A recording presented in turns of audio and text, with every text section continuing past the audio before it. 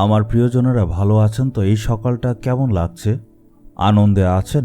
প্রভু যীশু সঙ্গে আছে, তাই আপনি আনন্দিত থাকুন। আমি তো আনন্দেই আছি, কিন্তু যখন আমি আমার সমস্যাগুলির কথা ভাবি আমি দুঃখী হই। কেন?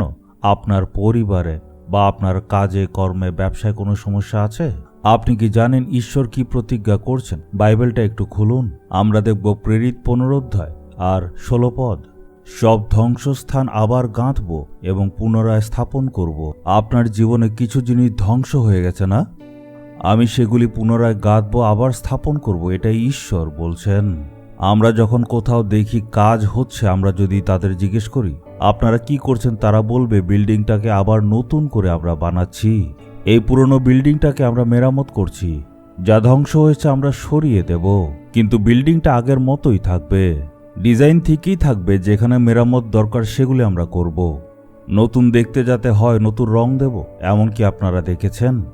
আমি দেখেছি, যদি তাদেরকে আপনারা বলেন বাহ এই বিল্ডিংটা কি নতুন বানিয়েছেন, তারা বলবে না দাদা, এই বিল্ডিংটা আসলে পুরনো বিল্ডিং। এই বিল্ডিংটা অনেক জায়গাতেই ভেঙে গিয়েছিল, আমরা মেরামত করলাম, এখন এটা একদম নতুন, আমরা ঠিক করেছি, রং দিয়েছি আর মেরামত করেছি।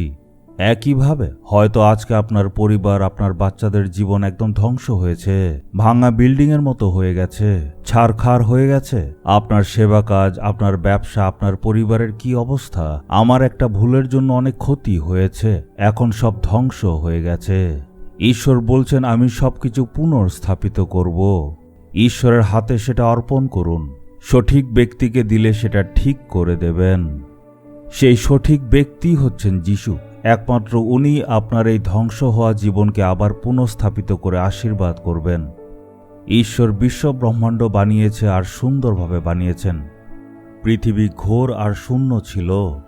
শয়তান অনেক কাজ করে পৃথিবীকে আকারহীন বানিয়ে দিয়েছিল, কিন্তু ঈশ্বর আবার সুন্দরভাবে রচনা করে মানুষকে সেইখানে রাখলেন।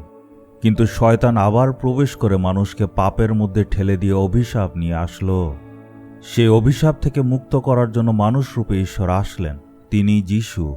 ক্রুশে তিনি শয়তানকে হারালেন। যারাই নিজের জীবনকে যিশুর কাছে অর্পণ করে তাদেরকে ঈশ্বর আবার স্থাপন করে তাদের আশীর্বাদ দেবেন।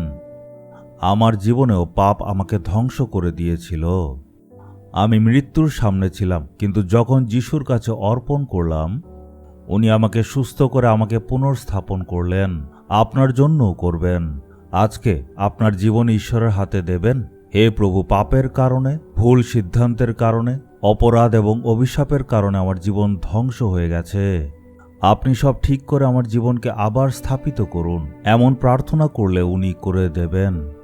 আপনি কি আজ নিজেকে অর্পণ করবেন? পিতা, যেই ক্ষেত্রে আপনার এই সন্তান আজকে ঠিক হতে চায় আর নিজেকে অর্পণ করছে, আপনি মনে রাখুন তাদের জন্য প্রাণ দিয়েছেন। যিশুর নামে তাদের স্থাপিত করুন, তাদের আপনি দৃঢ় করুন আর আনন্দ দিন। প্রভু যীশু খ্রিস্টের নামে চাইলাম, amen, amen. Jesus redeems Bengali YouTube চ্যানেলটি সাবস্ক্রাইব করুন, বেল আইকনটি ক্লিক করুন আমাদের প্রতিদিনের নতুন প্রোগ্রাম সম্পর্কে আপডেট পেতে।